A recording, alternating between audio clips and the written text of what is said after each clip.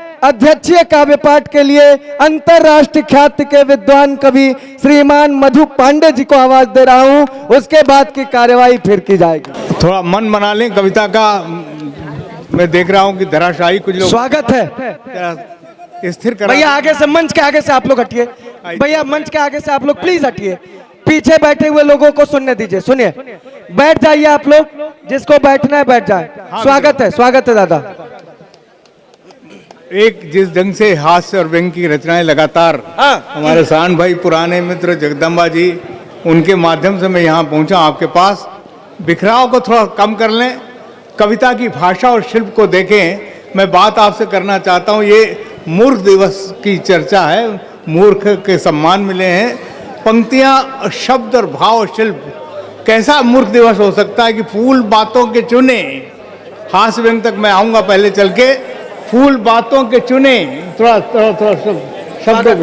स्वागत है दादा, स्वागत। फूल बातों के चुने, शबनमी लहजा देखें, गीत की झील पर आवाज का बजरा देखें, काव्य वेणी में सजा छंद पर शब्द और शिल्प देखना। फूल बातों के चुने, शबनमी लहजा देखें, गीत की झील पर आवाज का बजरा देखें, काव्य वेणी में सजा छंद का गजरा देखें, नैनों में लगा कविता का कजरा देखें, राधा के मन में बसी कान्हा की मथुरा देखें। वाह वाह वाह। मूर्ख दर्पण में चलो अपना भी चेहरा भाई वाह, अपना चेहरा देखने का मन बनाने में इस सारी भावनाओं की आपको समझ रहा हूँ।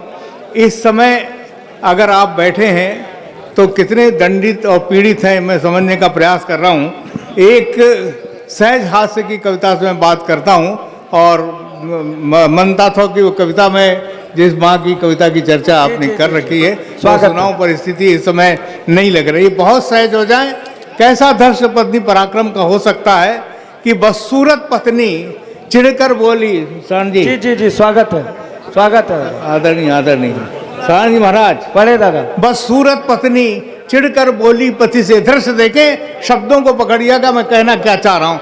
बदसूरत पत्नी चिढ़कर बोली पति से, कितनी बार कहा कि मुआ पड़ोसी ताक झांक करता है, सुख चैन मेरा हरता है, खिड़की के पर्दे ला दोगे तो भला तुम्हारा क्या जावेगा, खिड़की के पर्दे ला दोगे तो भला तुम्हारा क्या जावेगा।